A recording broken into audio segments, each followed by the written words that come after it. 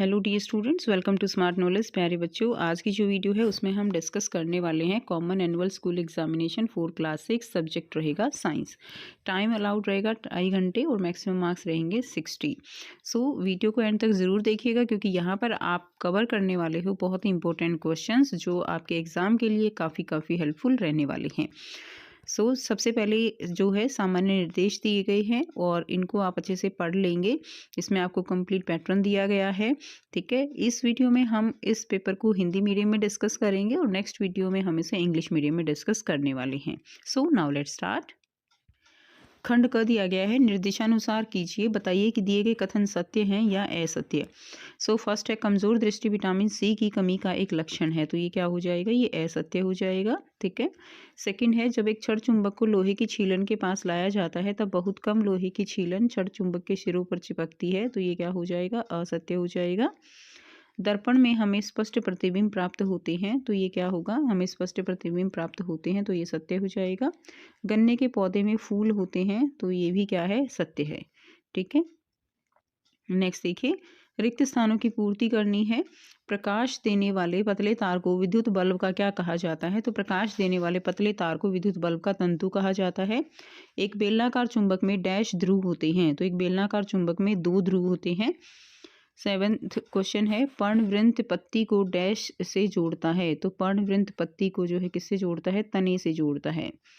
8th है, समुद्र में जानवर डैश पानी से घिरे रहते हैं, तो समुद्र में जानवर जो है नमकीन पानी से घिरे रहते हैं। नेक्स्ट है, निम्नलिखित प्रश्न के उत्तर एक शब्द या एक वाक्य में दीजिए। बिजली के तारों को विद्युत रोधी सामग्री से क्यों लपेटा या ढका जाता है, तो उसको विद्युत रोधी सामग्री से क्यों लपेटा ढका जाता है, ताकि करंट ना लगे। पारदर्शी पदार्थ के 2 उदाहरण आपको देने हैं। पारदर्शी कौन से होते हैं, जिनमें हम आर पार देख सकते हैं। अपारदर्शी जिनमें नहीं देख सकते, और पारभासी होते हैं जिनमें धुंधला दिखाई देगा। ठीक है, तो पारदर्शी पदार्थ के 2 उदाहरण देने हैं, तो वायु, पानी, कांच, ये आप लिख सकते हो। नेक्स्ट है, मिमोसा पौधे का सामान्य नाम लिखे, तो मिमोसा पौधे का सामान्य नाम क्या हो जाएगा, छुई मुई का पौधा, टच मी नॉट प्लांट होता है। ऐसे 2 उदाहरण दीजिए जहां हवा किसी वस्तु को गति करा सकती है, तो हवा किसी वस्तु को गति करा सकती है, पतंग है, फिरकी है, ये इसके एग्जाम्पल हो जाएंगे। अगला क्वेश्चन है, खंड ख दिया गया है। सेकंड क्वेश्चन, मोटापा किसी अभाव से होने वाला रोग नहीं है, समझाइए।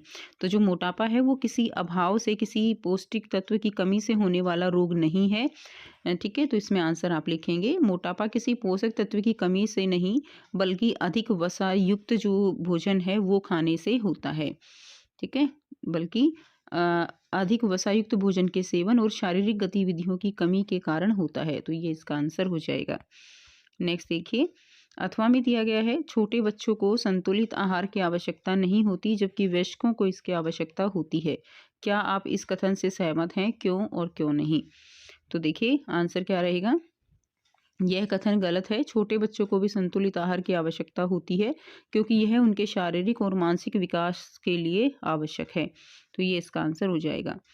नेक्स्ट देखिए, पर्वतारोही अपने साथ ऑक्सीजन सिलेंडर क्यों लेकर जाते हैं, तो पर्वतारोही अपने साथ ऑक्सीजन सिलेंडर क्यों लेकर जाते हैं, क्योंकि ऊंचाई पर वायुमंडल में क्या है, जैसे जैसे हम ऊंचाई की तरफ जाते हैं तो ऑक्सीजन की मात्रा हवा में कम होती जाती है, जिससे क्या होगा, सांस लेने में कठिनाई होती है और इसीलिए सिलेंडर अतिरिक्त ऑक्सीजन प्रदान करता है, इसीलिए हमें ऑक्सीजन सिलेंडर लेकर जाना पड़ता है। नेक्स्ट अथवा में दिया गया है, हमें मुंह से सांस क्यों नहीं लेना चाहिए, तो हमें मुंह से सांस क्यों नहीं लेना चाहिए, क्योंकि जो नाक के बाल और श्लेष्मा वो हानिकारक कणों को रोकते हैं, जबकि मुंह से सांस लेने पर यह सुरक्षा नहीं मिलती है। ठीक है, नाक में जो बाल होते हैं वो हानिकारक जो कण है, धूल, मिट्टी, उन सबको रोकते हैं, इसीलिए हमें नाक से सांस लेनी चाहिए, मुंह से नहीं। अगला क्वेश्चन है, जड़ों के कोई 2 कार्य आपको लिखने हैं, तो जड़ के क्या क्या कार्य हो जाएंगे, पानी और खनिज तत्वों का अवशोषण करती है और पौधों को मिट्टी में स्थिरता प्रदान करता है। नेक्स्ट देखिए, आजकल बहुत सारे गांव को विद्युत आपूर्ति मिल रही है, इससे ग्रामीणों को किस प्रकार सहायता मिली है, तो इसमें क्या आ जाएगा कि जो है, देखिए, घरों में रोशनी और पंखों की सुविधा, शिक्षा, खेती और छोटे उद्योगों में सुधार। नेक्स्ट देखिए, कदापि सूर्य की ओर सीधे न देखें, क्यों, तो हमें सूर्य की ओर सीधे नहीं देखना चाहिए, क्यों, क्योंकि सूर्य की तेज किरणें आंखों की रेटिना को नुकसान पहुंचा सकती हैं। सूर्य की किरणों में पराबैंगनी किरणें जो है वो हमारी आंखों के लिए नुकसानदायक होती हैं, तो इसीलिए आंखों की रेटिना को नुकसान पहुंचा सकती हैं। इसलिए हमें सूर्य को सीधा नहीं देखना चाहिए। क्या होता है जब प्रकाश दर्पण पर पड़ता है? तो प्रकाश जो है वो क्या हो जाएगा, परावर्तित होता है। प्रकाश देखिए जब भी दर्पण पर पड़ेगा तो क्या होगा, ये टकराएगा, ये जैसे कि ये क्या है, दर्पण है, टकराएगा, टकराकर वापस आ जाएगा, ठीक है।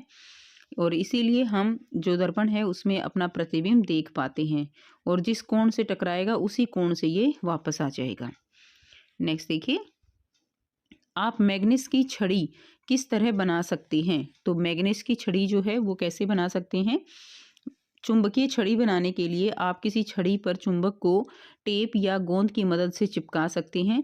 इस चुंबकीय छड़ी का उपयोग वस्तुओं को उठाने के लिए किया जा सकता है। तो कोई भी जो है छड़ी आप प्लास्टिक की ले सकते हैं, कोई भी छड़ी लकड़ी की ले सकते हैं, ठीक है। तो कोई भी छड़ी लेकर और उसके एक सिरे पर क्या बांध देंगे, उसके एक सिरे पर चुंबक बांध देंगे तो ये एक मैग्नेस छड़ी बन जाती है। नेक्स्ट देखिए, निम्नलिखित की परिभाषा लिखिए और प्रत्येक का एक उदाहरण लिखेंगे। तो इसमें आ जाएगा दीप्त पिंड और पारभासी वस्तुएं किसे कहते हैं? दीप्त पिंड क्या होते हैं? जो स्वयं प्रकाश उत्पन्न करते हैं उन्हें दीप्त पिंड कहा जाता है। उदाहरण के लिए सूर्य।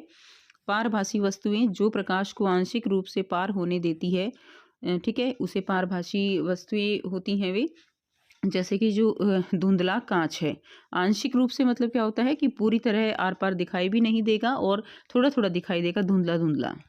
नेक्स्ट देखिए, अगला क्वेश्चन है, मरम्मत कार्य के लिए बिजली मिस्त्री जो है, मरम्मत कार्य के लिए बिजली मिस्त्री द्वारा उपयोग किए जाने वाले उपकरण जैसे पेचकस और प्लायर्स के हत्थों पर प्राय प्लास्टिक या रबड़ के आवरण चढ़े होते हैं। क्या आप इसका कारण समझा सकते हैं? तो आवरण क्यों चढ़े होते हैं? ताकि हमें क्या ना लगे, करंट ना लगे। तो प्लास्टिक और रबड़ जो है विद्युत रोधक होते हैं जो करंट से बचाव करते हैं। नेक्स्ट देखिए, किसी वस्तु के साथ चालक परिचित्र का उपयोग करके यह देखा गया कि बल्ब दीप्तिमान होता है। क्या इस वस्तु का पदार्थ विद्युत चालक है या विद्युत रोधक? व्याख्या कीजिए। तो इसका आंसर क्या हो जाएगा? इसका हो जाएगा, यदि चालक परिचित्र से बल्ब जलता है तो वस्तु चालक है क्योंकि यह विद्युत धारा प्रवाहित करती है। नेक्स्ट देखिए, अगला क्वेश्चन है क्वेश्चन नंबर 10, तना पौधों में दो तरफा यातायात वाली सड़क के समान है, व्याख्या कीजिए। तो दो तरफा यातायात वाली सड़क के समान कैसे है? तना जो है जड़ से पानी और खनिज तत्व ऊपर और पत्तियों से भोजन नीचे की ओर लेकर जाता है। देखिए भोजन कहाँ बनता है? भोजन बनता है पत्तियों में, और नीचे जड़ों में क्या है? पानी और खनिज लवण। तो पानी और खनिज लवण जो है वो जो है ऊपर की तरफ जाते हैं, और जो यहाँ पे भोजन बनेगा, भोजन तो जड़ों को भी चाहिए।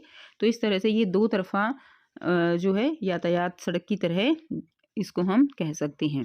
नेक्स्ट है, वाष्पोत्सर्जन को आपको क्या करना है? परिभाषित करना है। तो वाष्पोत्सर्जन क्या होता है? पत्तियों के माध्यम से पानी का वाष्प के रूप में बाहर निकालना क्या कहलाता है? वाष्पोत्सर्जन कहलाता है। नेक्स्ट है, अथवा में दिया गया है, सजीवों और जीवितों की किन्हीं तीन सामान्य विशेषताओं पर एक एक वाक्य आपको लिखना है। तो सजीवों की जो है सामान्य विशेषताएं क्या हो जाएंगी?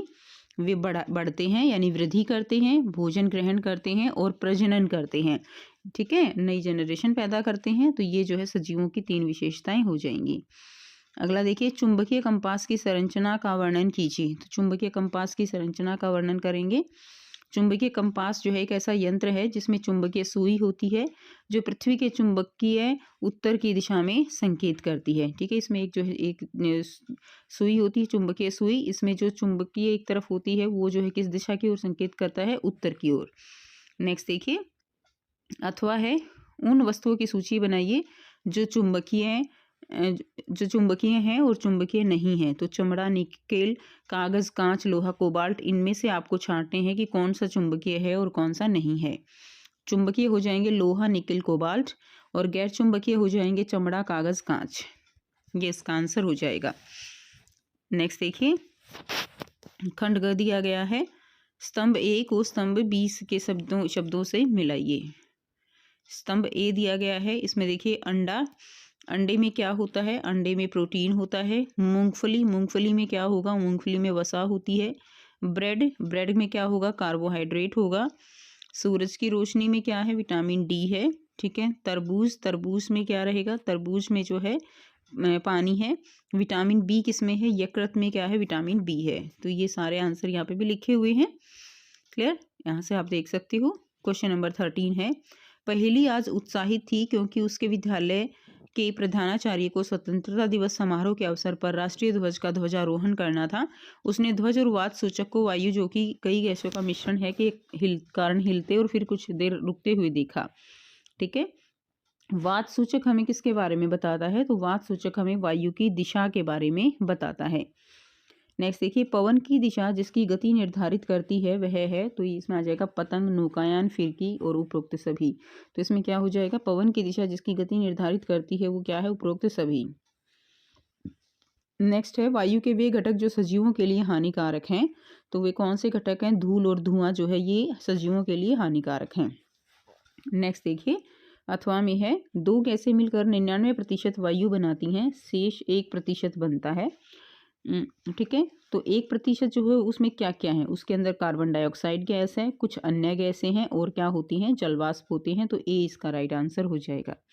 नेक्स्ट देखिए, क्वेश्चन नंबर 14 है, हैप्पी ने मिट्टी के कुछ सरसों के बीज बोए और उनकी देखभाल करी। मिट्टी से बाहर निकलकर छोटे छोटे पौधों को देखकर वह बहुत खुश हुई। उसने वृद्धि करते हुए पौधों को ध्यान से देखा। एक दिन उसने एक अन्य पौधा देखा जिसकी कुछ पत्तियों को पारदर्शी पॉलिथीन के बैग से लगभग पूरी तरह से ढका हुआ था। उसे आश्चर्य हुआ जब उसने उस पॉलिथीन बैग के अंदर और बाहर दोनों सतह पर पानी की बूंदें देखी। तो पॉलिथीन के अंदर दिखाई देने वाली बूंदें निम्न के कारण हो सकती हैं। तो किसके कारण हो सकती हैं? वाष्पोत्सर्जन के कारण। ठीक है, नेक्स्ट देखिए, सरसों के पौधे के फूल की पंखुड़ियों का रंग कैसा होता है? तो सरसों के पौधे के फूल की पंखुड़ियों का रंग होता है पीला। क्लियर। उसके बाद नेक्स्ट है, यदि वह मिट्टी को पूरी तरह पानी से भर कर रखें तब क्या हो सकता है? तो कोई भी बीज पौधे के रूप में विकसित नहीं होगा, क्योंकि पानी से भरने के कारण उसको प्रॉपर हवा, ऑक्सीजन नहीं मिलेगी, जिसके कारण वो अंकुरित नहीं होंगे। नेक्स्ट है, यदि पहेली बीजों को एक दूसरे के बहुत निकट बोती है तब तो क्या होगा? विकास कम और धीमा रहेगा। क्लियर है, विकास कैसा हो जाएगा? कम हो जाएगा, वो अच्छे से ग्रो नहीं करेंगे। अगला क्वेश्चन है क्वेश्चन नंबर 15, मुलायम पश्मीना ऊन जिन बकरियों से प्राप्त होती है वह 5000 मीटर ऊंचाई पर पाई जाती हैं। सर्दियों में यहाँ का तापमान 0 डिग्री सेल्सियस से नीचे चला जाता है। बकरी के शरीर पर गर्म बालों की एक पतली परत उगाती है। गर्मियों में बकरियों के लिए कुछ बाल फर झड़ जाते हैं। ये बाल बहुत पतले होते हैं और इन्हें मशीनों द्वारा बुना नहीं जा सकता। जानवरों और पौधों में कुछ विशेषताएं होती हैं जो उन्हें एक विशेष रूप से जीवित रहने में सक्षम बनाती है। इसे कहा जाता है, क्या कहा जाता है? अनुकूलन। ठीक है, उसके बाद नेक्स्ट देखिए, जिन बकरियों द्वारा मुलायम पश्मीना ऊन एकत्रित की जाती है वो कहाँ पाई जाती है? तो वो जो है बहुत ऊंचाई वाले क्षेत्रों में पाई जाती है। नेक्स्ट देखिए, क्वेश्चन नंबर 3 है, बकरी के शरीर पर गर्म बालों की एक पतली परत उग जाती है जो कि बकरी को अत्यधिक ठंड से बचाती है। ठीक है, कैसे बचाएगी? अत्यधिक ठंड से।